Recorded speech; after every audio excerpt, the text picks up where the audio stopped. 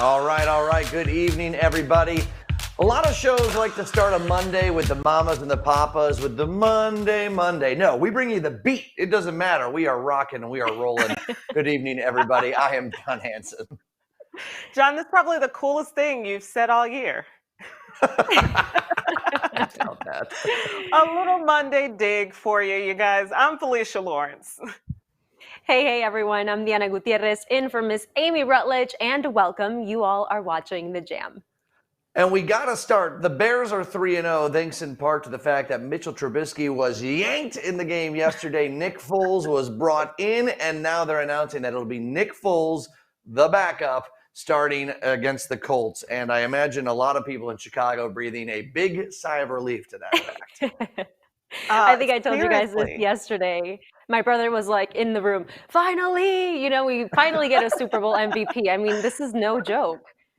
Yes, and then I'm thinking about just the luck that hit them yesterday. Yes, Foles made a huge difference, but none of the receivers were catching anything.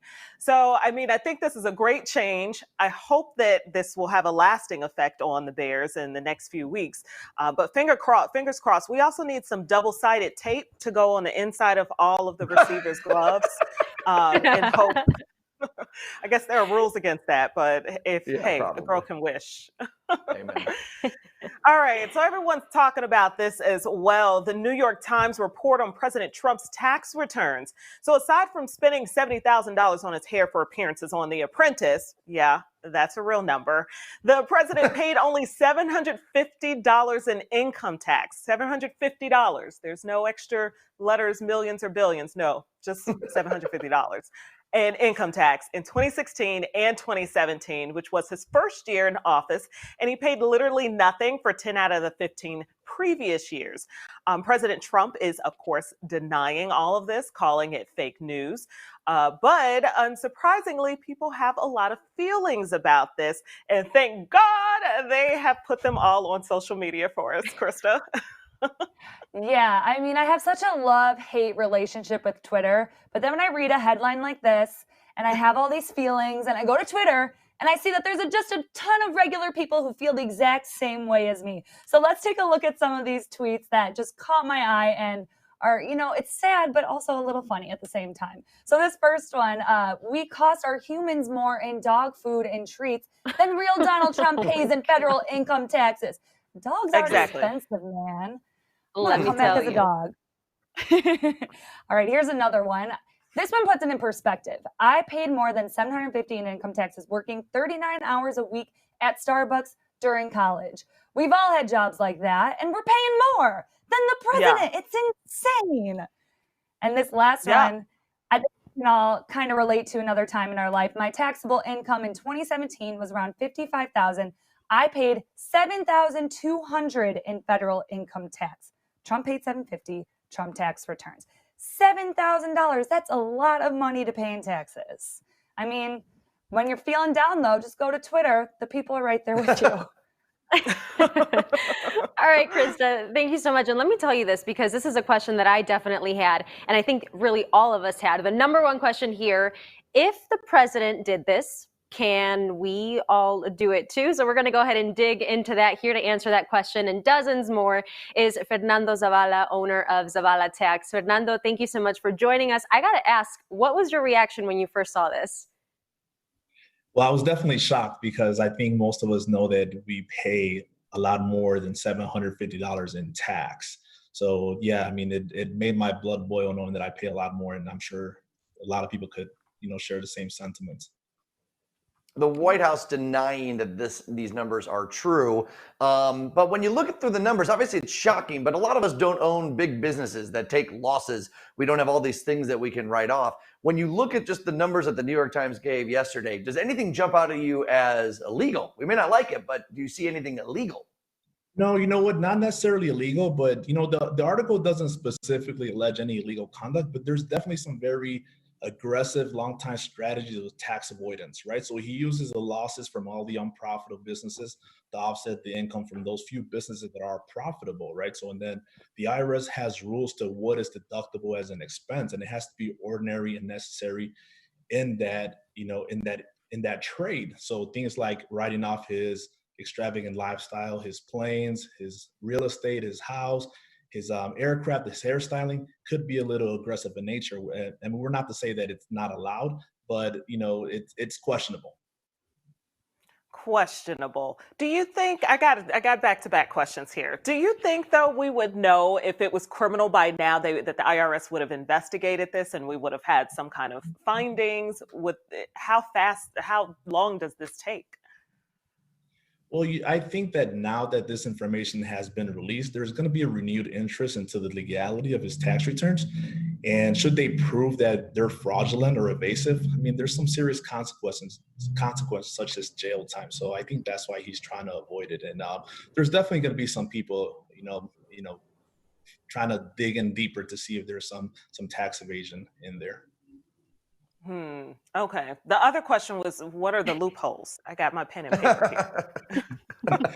Well, I don't think there's necessarily any loopholes. I think that, when your tax position starts becoming more complex, you definitely want to reach out to a tax professional so that you're utilizing all deductions and credits that you are entitled to. I wouldn't necessarily call them loopholes. I don't think everybody should run to claim big losses. You definitely want to seek the advice of a tax professional. Now, what is one thing, Fernando, that maybe you have a conversation within your clients that you make it very noticeable where you're like, hey, this is something that you need to know if you are in this tax bracket? Because like we've talked about and like we've said many times, sometimes you just don't know what's out there for you to take advantage of, or not even take advantage of, but just have in the back of your pocket. Well, when clients come in, I don't want every year to be a surprise. I wonder what I'm going to get back this year. I wonder how much in tax I'm going to pay next year. It's all about tax planning. So we always hold off-season engagements with clients, and we plan for the future because I want them to know what their tax position could be next year. It could be something like, their child is turning 17, so they don't get child tax credit anymore, or it could be that they're borderline on the next tax bracket. So we want to recommend then options for them to, keep a lower tax bracket or avoid jumping to the next tax bracket. Absolutely, Fernando. Thank you so much for joining us. We appreciate all the insight. We're going to keep you in mind here because the story is definitely evolving. We're going to put up some information here on your screen. Everyone, to learn more, head over to zavalatax.com. Their social media, phone number, address, and all that is listed right there on your screen. All right, the baseball regular season is over. The Cubs hanging on with a win over the White Sox. Both teams gearing up for playoff runs. The radio voice of the White Sox, Andy Masur, joins us now. Andy, what a weird first year this has been for you in the broadcast booth. The regular season's over, and the White Sox got a tall task ahead of them. You mean it's not normal to watch games at a field that there's no game at? I mean, yeah, you're not going to Oakland. How strange. No, yeah, we'll be doing the game from the booth at Guarantee Rate Field. But yeah, there's a big task ahead, of course. The White Sox at one point had the best record in the American League and kind of hit the skids a little bit there toward the end of the year. I kind of chalk that up to the lineup kind of going through a funk together, and they faced a lot of very good pitching. I mean, they had Trevor Bauer facing them from the Cincinnati Reds. They also had Shane Bieber, who's probably going to win the American League Cy Young Award. So kind of a perfect storm of sorts. And, they did show some signs a little bit there in that last series against the Cubs, especially one guy in particular would be Luis Robert, who's really scuffled along, but had 3 hits in that last game. Yeah, people talk about momentum from the regular season to the playoffs. You've been in baseball a long time. It goes both ways. You see teams lose 8 games going in and come out rocking. I don't know. Do you think any of that transfers over as the White Sox gear up for their game tomorrow? I think it's kind of a good opportunity for these guys to reset. I mean, because I think there's a lot of guys on this club that have never really experienced the postseason. They never really have experienced what a true pennant race is all about. And sometimes when you kind of stumble into things, you have a chance now to say, okay, take a deep breath. It's 0-0 now. We don't have anything to worry about from what happened in the regular season toward the end. And sometimes they say ignorance is bliss. I mean, if you don't have any idea how important these things are, and you've never had anything to really measure it against, you've got nothing to worry about when you go into a playoff series. You look at it as the 7 seed. They don't really have much to lose in this respect either. But I have some kind of a sneaking feeling that this team is going to come out ready to roll here. And this could be one of those first round upsets here with the White Sox taking down the A's. Yeah, certainly. And the White Sox with a great record to be that third place team. And anything can happen in these mini best of three series. So I don't want to do a prediction, but do you think I imagine the bats have got to be the key for the Sox here? Yeah, the bats will definitely be the key for the White Sox here. They're going to be facing Jesus Luzardo for the A's in the first game, and the best thing about him is that he's left-handed because the White Sox have absolutely destroyed left-handed starting this year, 14-0 against left-handed starters That's so far this crazy. season. So yeah, hopefully that will continue itself there in game one, set the tone there in game one. I love the pitching matchup too, with the fact that Giolito's going in game one, and then the veteran Dallas Keuchel going in game two. So you hope things go very well for you in game one, and then you've got the veteran to try to close things out in game two, which would be a real nice thing because then they'd get the entire weekend off because the next round wouldn't start till Monday. So there's a little incentive in that respect as well to get a little time off, and hopefully, like you said, though, the bats will wake themselves up a little bit. I think they started to do so toward the end of the season there against even sometimes against the Indians and also against the Cubs. Yeah, I know White Sox Nation really excited. They were giving away a bunch of, they did a little drive up thing for flags, and what a great thing. No matter what happens, Andy Masur, I think the White Sox have had a re energized franchise year for the team moving forward. Yeah, absolutely. I mean, coming out of the doldrums of the rebuild, and now kind of seeing the fruits of the labors there, and now you have a full off season, try to get ready for 2021. But again, you don't put the playoffs out of reach here yet for a series win out of reach yet for these guys because it's a great group. They like each other. They play well and they play hard for their manager Ricky Renteria. And again, anything is possible as you point out in this first round because everybody's playing and it's only best of three. Yep, for sure. All right, Andy, thanks so much for joining us. We appreciate you breaking it down. Good luck to the White Sox, even though I'm a Cubbies fan. Catch Andy on WGN Radio every White Sox game, including tomorrow for Game 1. KG, over to you. Thanks, John. All right, guys. Our girl, Mayor Lori Lightfoot. She is opening up some bars and restaurants in this city. We'll have the details coming up. But first, here's a look at our forecast for tomorrow. We'll be right back after this.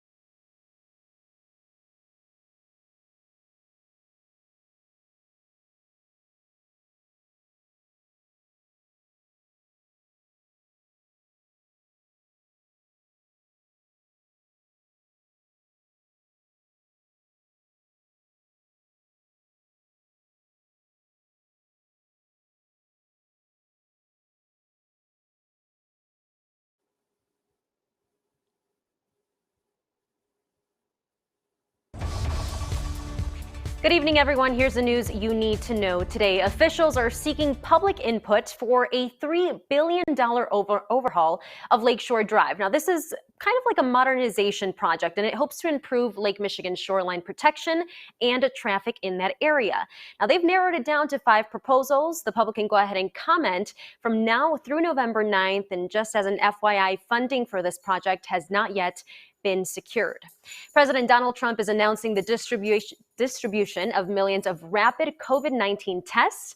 They're going to go to states based on population, but the administration is hoping that this will be used for schools from K to 12th grade so that they can go ahead and reopen those schools. The tests come from Abbott. Now, the good thing is that you don't need computers to go ahead and process the results. You get them in about 15 minutes, but officials are saying that they are a little less accurate, so you're going to have a double test to make sure that the positive really is positive. And finally, class lawsuit action here for the Illinois High School Association, brought upon by parents and student athletes, all because of the cancellation of fall sports. Governor J.B. Pritzker says advisors say the risk of spreading the virus is extremely high, especially for high contact sports. A judge is set to hear this lawsuit on Wednesday. What do you guys think? Yeah, I think this is absolutely insane. These health officials and our politicians, they're literally trying to keep our children alive. And here they go trying to seek a lawsuit. I think it's ridiculous. Well, I will say, Felicia, and if I didn't have a brother that was in high school and in sports, I'd have the same feeling. But we've talked about this as a family. I told my mom about the lawsuit, and it's just something that's very unfortunate for students who are basing their college opportunities on scholarships, right? So my brother plays football, plays basketball, and when we have these conversations, when he sees athletes being able to play, it's like, well, why can't I play if we have those same guidelines, if we are careful, if we are taking the precautions necessary? So even though this may not have a big leeway, I say, hey, yeah, let's talk about it. Let's talk about this lawsuit and see what happens Wednesday. Yeah, I try and put myself in a high schooler's mind and try and have some sympathy and some empathy, but you're saving lives here. For me, a touchdown isn't worth it. I know it's big stuff, but we're talking about life and death situations, and that's more important to me. Yeah, I mean, there's no really one answer that really helps everyone. Okay, City of Chicago announcing updates to dining. The Mayor Lightfoot gave these updates later today. It's all starting Thursday, October 1st. Indoor capacity for restaurants will raise to 40%. It was currently at 25%. And then for breweries, taverns, and bars, they can reopen at 25% or at 50 people, whichever number is fewer, whichever number is smaller. And then bars can now serve alcohol until 1 a.m. So we have looser restrictions. Do you guys think this is good? I mean, it's a good sign, right? Like the positivity rate in Chicago has gone down. I don't like that more people can join my workout class. The fewer people that watch me do what I do at the gym, the better. But yeah, it's a good sign. I just really worry about, you give a mouse a cookie, they want a glass of milk too. 1:30 at the bars, that's when people make the worst decisions in non-COVID times. I don't know. I'm a little apprehensive. Yeah, I was out this weekend and people are drinking, people are having a good time. The last thing on your mind is like, oh, I should probably put my mask on before going to the bathroom. I don't know, guys. It makes me nervous. I am, like you said, John, happy that this is a good sign. Although I don't feel comfortable yet to be participating in, in a larger group, in a drinking environment where things are going to get kind of, shaky toward the end of the night. It's just not it for me. I sympathize with that, and I definitely understand those emotions. But on the other end of this, we've got these businesses, and these businesses have to open. And it's not just the specific restaurants, it's also all the other businesses that are attached to the restaurants, from valet to the people who supply the white tablecloths and the people who supply the cutlery.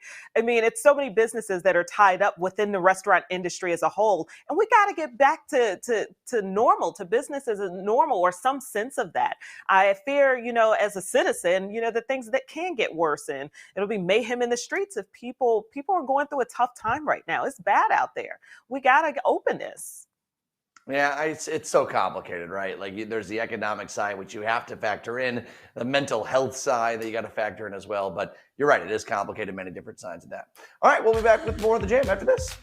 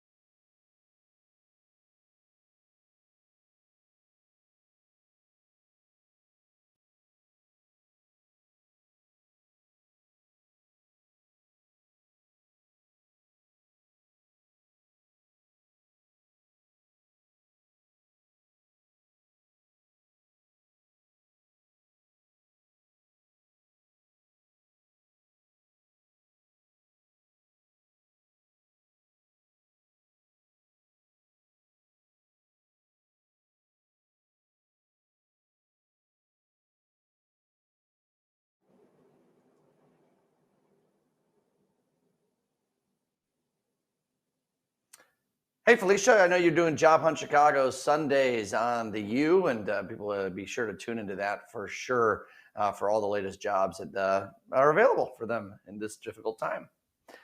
Deanna, over to you. All right, guys, let's talk about what Chicago Bears need your help with, okay? They want to recognize and support a nonprofit organization by donating or awarding $101,000 to a deserving, and they're calling it Community All-Pro Organization. Now, what that means is that an organization that continues to impact and give a positive impact. So think issues like hunger, wellness, social justice. I mean, we can go down the line. All you have to do is head over to the Bears website to nominate your favorite organization. John? All right, so 200 miles above the Earth, NASA flight engineer Kate Rubins is going to vote from the International Space Station. So no excuses for you. So here's how it actually works. They approved this back in 1997. The astronauts are actually officially registered in Texas. That's obviously where the Space Center is. And they send up like this coded ballot, and they send back verification that it's them for sure filing the ballot. And they send back basically encoded messages about who they want to vote for. And they're going up in the space station in October. How cool! So cool. I think this is incredibly cool. Space, already cool. Voting from space, even cooler. I mean, you have to say, and I know, like you said, they encoded who you vote for, but, you know, you got to talk about it, right? I wonder what those conversations in space are like. Hey, who you got? I know I can't really get away from you that much, but I mean, yeah, right? You have to be able to talk about it and base your opinion off of what you've been hearing and reading throughout the entire time you're gone. I mean, that's kind of like a tough decision, no?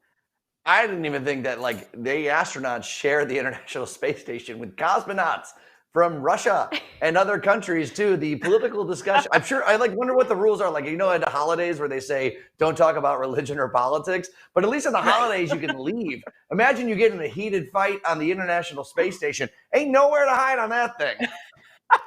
That's exactly what I'm saying. I'd be worried. Yeah, I'm you going go to my over corner. there. Nobody bother me. Yeah, exactly. And you float away.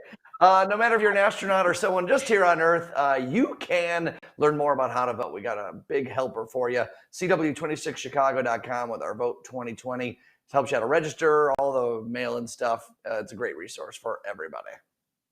Yes, it is. Well, it is another case of the shoulda, coulda, wouldas for the Bulls. Krista's got the details coming up in Trending.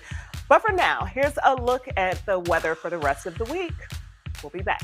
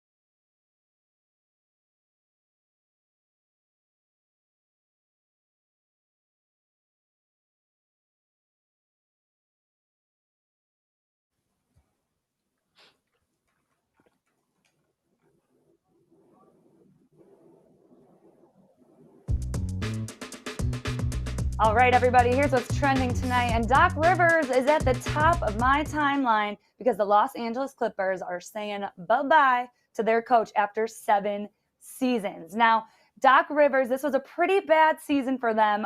They had a little NBA disaster in these playoffs. So they had 2 All-Stars that they got last summer. They were hoping to overtake the Lakers come this year, but they totally blew it. They had a 3-1 lead in the playoffs, and they were eliminated at the second round. Now, guys, Doc Rivers, a Chicago man, you know, like you said, Felicia, it's a little shoulda, coulda, woulda for the Bulls. What do you think? 100%. I mean, so we just got a new head coach for the Bulls, and I'm just like, if we had known this, that Doc Rivers was going to be available in another week or two, that could have changed the game completely. Our own Chicago guy to welcome him back home, and they still had a better record than the Bulls. So anywhere we could go up from here. We've had a new Bulls coach for 4 days, and Felicia's already got buyer's remorse. Girl, give the man a chance. Billy Donovan's won a lot of things, okay? That's so Oh my Felicia. God. Come on. My shouldn't money's expect on that. Felicia. That's what's coming up later on.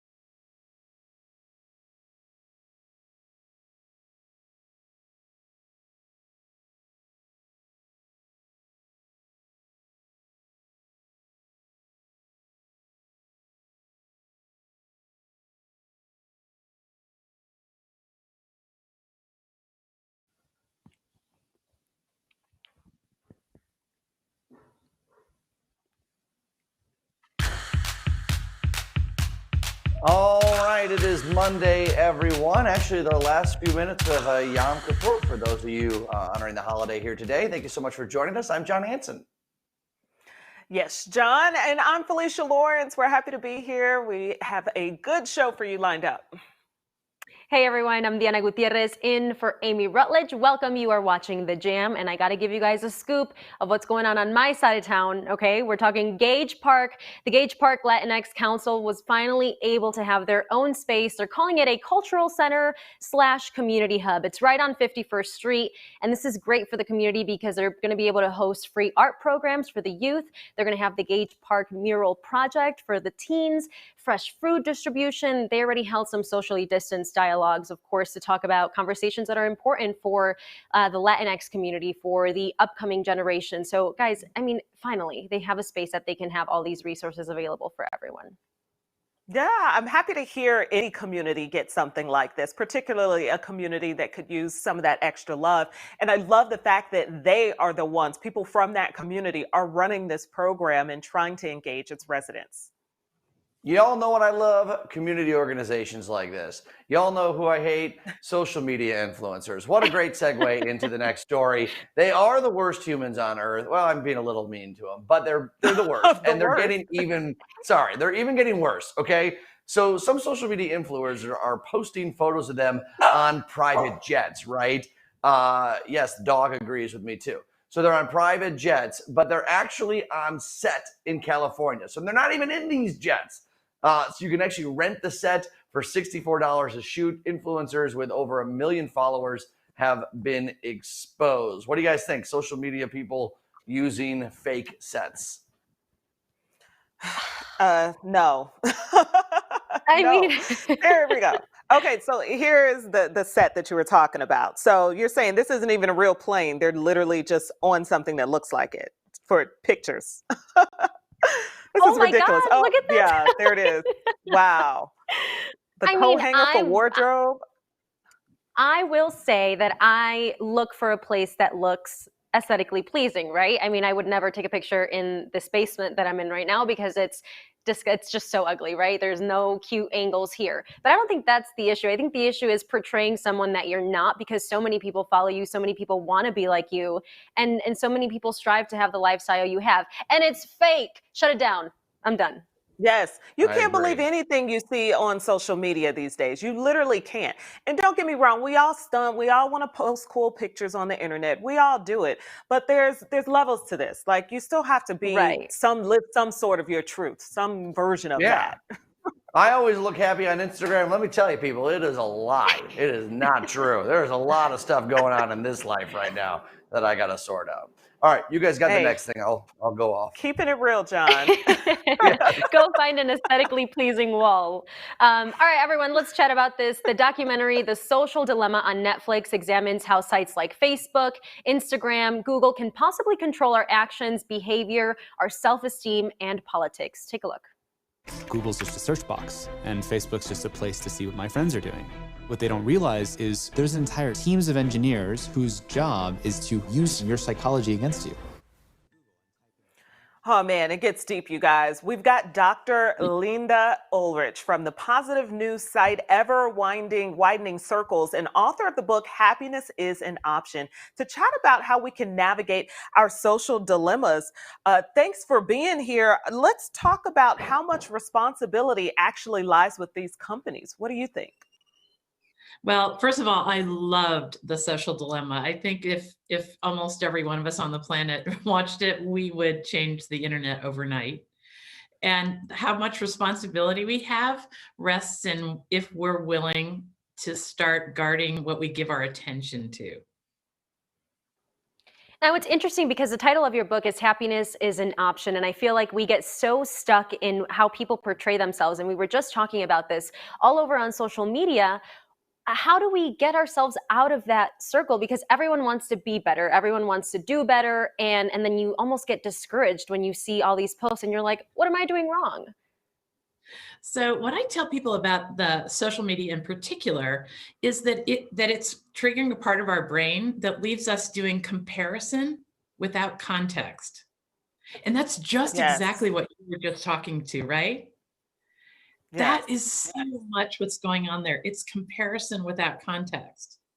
And then you add the layers that we learn in the social dilemma, that they're actually using our neuroscience against us.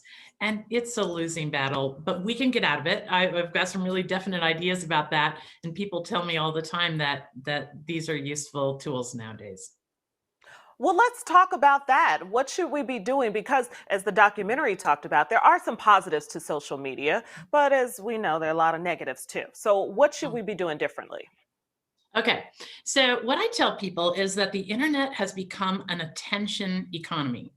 Nothing else matters there. All the things that we appreciate, thoughtfulness, helpfulness, merit, rigorous intention, none of that matters there. What's rising to the top is what gets our attention. And that's what they're referring to in the social dilemma, that our brains are hardwired to give our attention to signs of disorder and danger.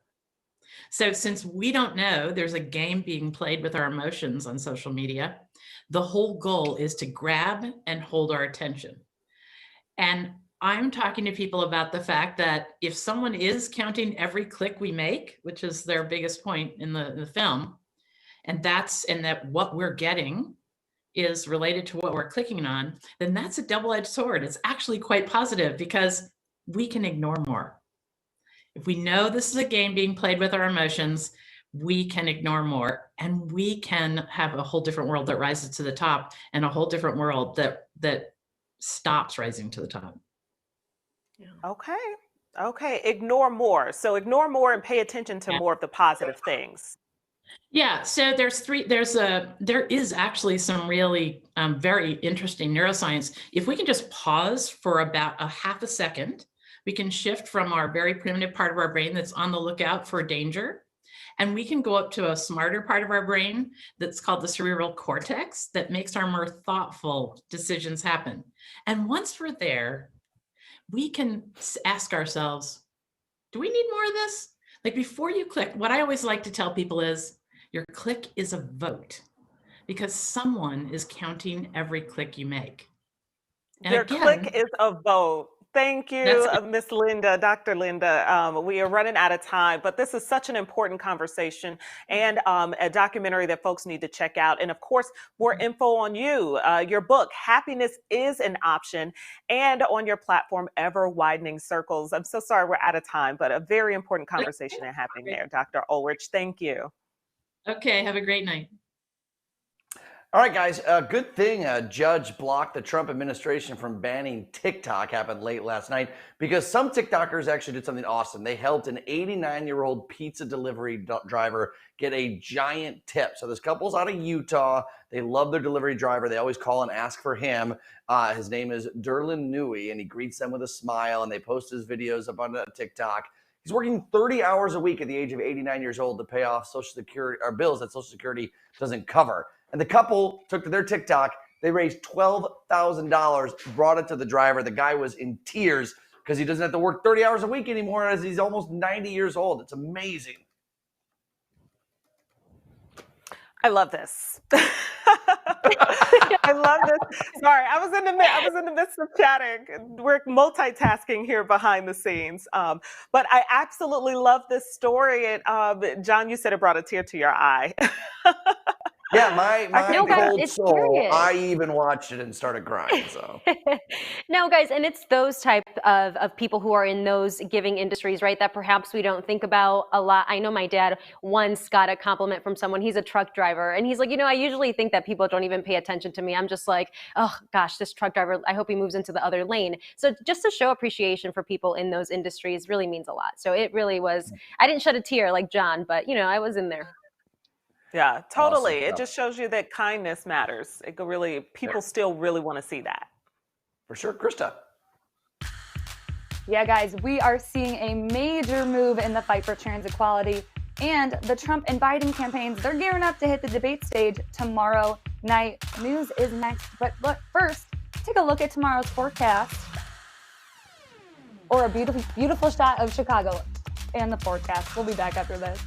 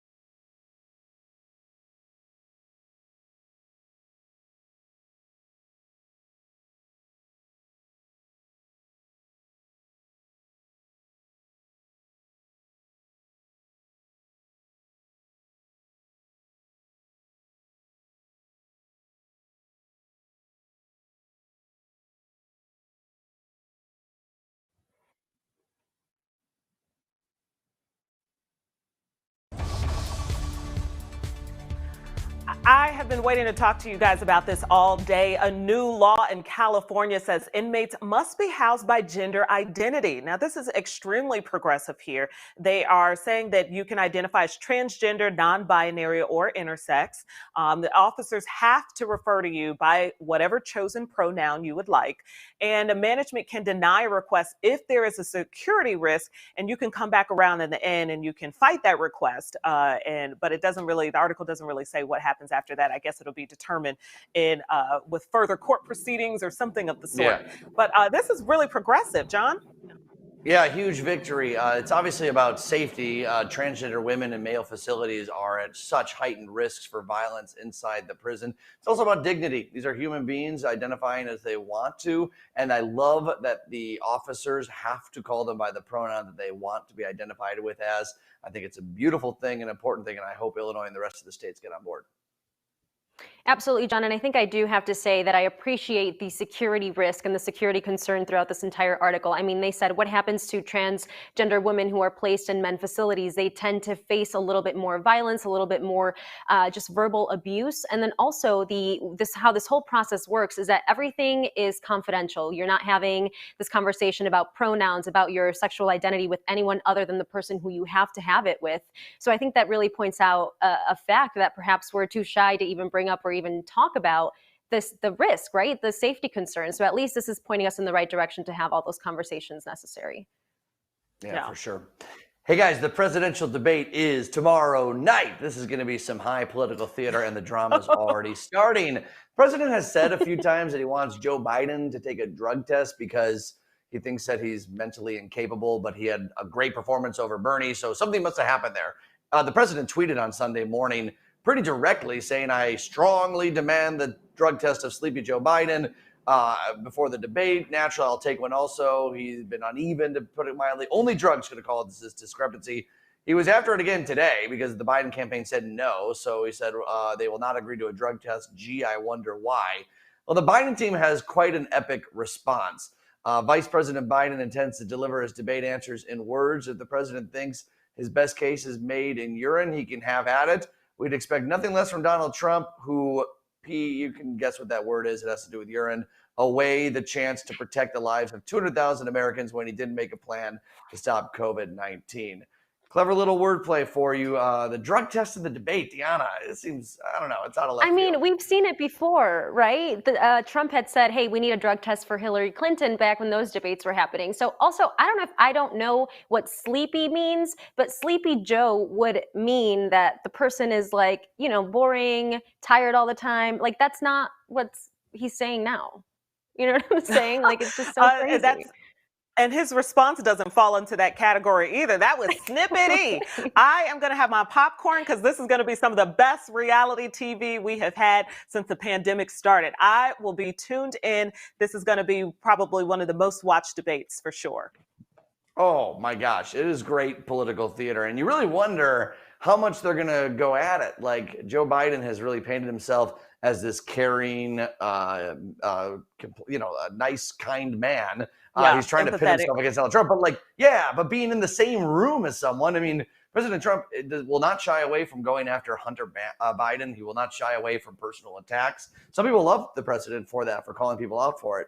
I just imagine how much restraint Joe Biden's going to have. I know Hillary Clinton had a lot of it. Will Joe Biden show restraint? I don't know. Well, see, that's the thing. I think Hillary Clinton had too much restraint. I think the people, particularly folks voting for her, moderates, would have liked to see a little clapback, a little snapback.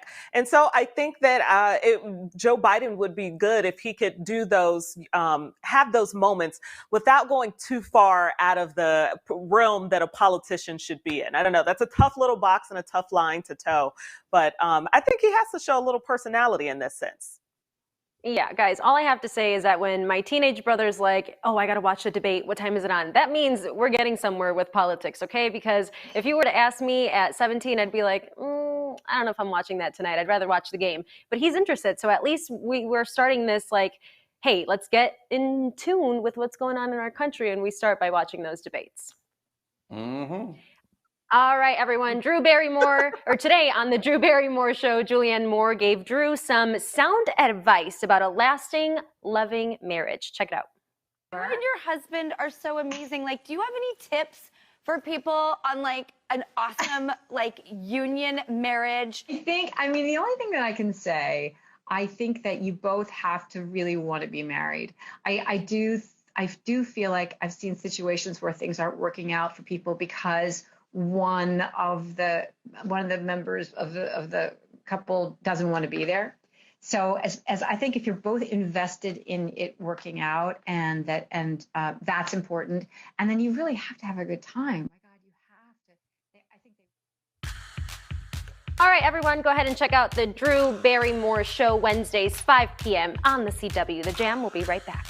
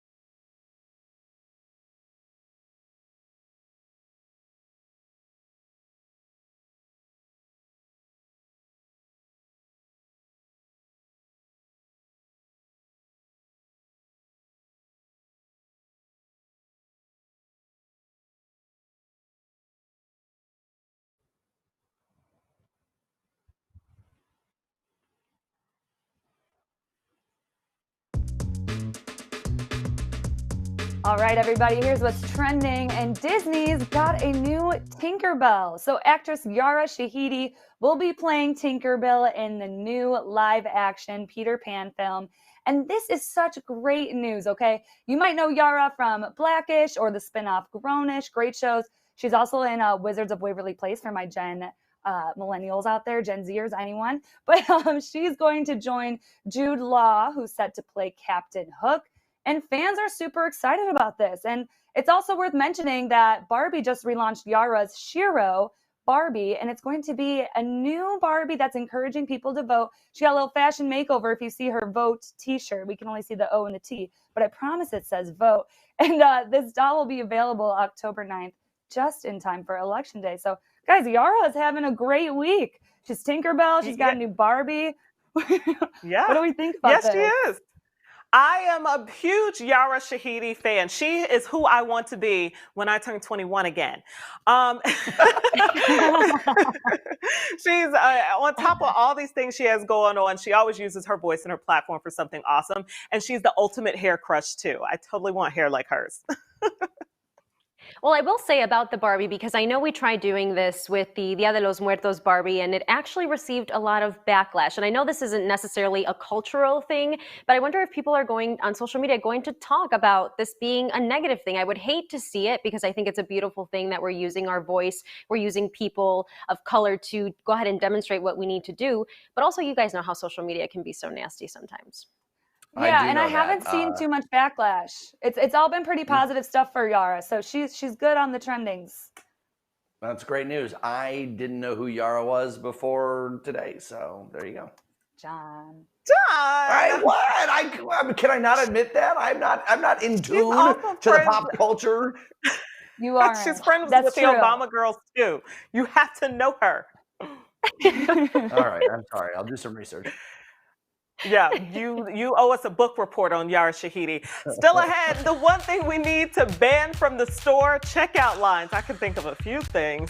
We're chatting about it next in Deep Dish, but here is a look at tomorrow's forecast. We'll be right back.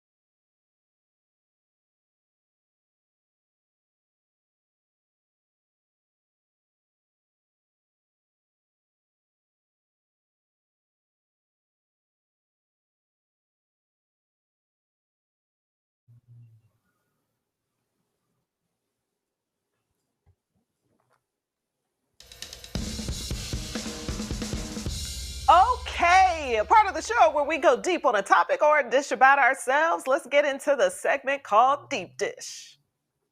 I gotta say, Berkeley residents, I feel sorry for you, but before we start getting upset, let me tell you why. So Berkeley is becoming the first city to ban junk food at grocery store checkouts. Rolls eyes. Starting March 2021, candy, chips, all junk food will not be sold at store checkouts. It's actually referred to as impulse buying, and it will be replaced with healthier options. I guess think of like apples or whatever. I don't know. This is all thanks to a new thing called Healthy Checkout Ordinance that bans foods with 5 or more grams of added sugar.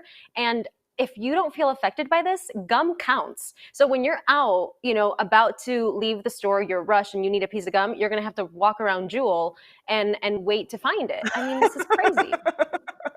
Yeah, that's seriously overreaching. If I can't get my gum and my mints at the checkout line, what kind of America is this? Where are we coming to? Not one I want to live in. Let me have my gum or my Tic Tacs if I want them. Let me be an impulse buyer or not. Let me make my own choices. I do not get this is government overreach.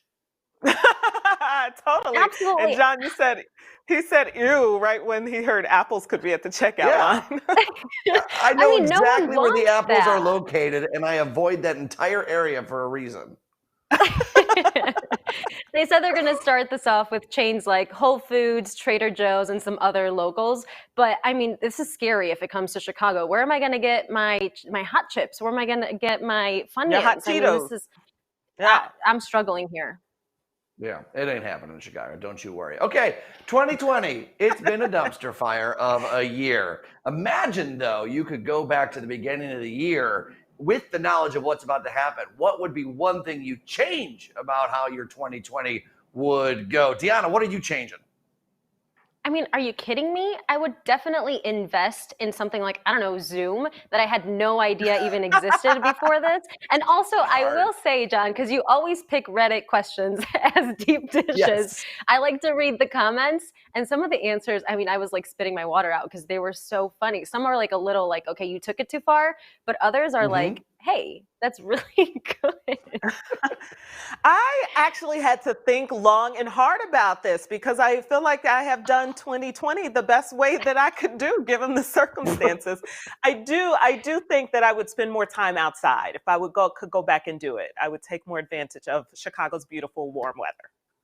Oh, see, Yeah, but y'all, it's February before Yeah. like the whole thing came crushing down on us. It was February. I would have been calling off, using all my vacation days. See ya.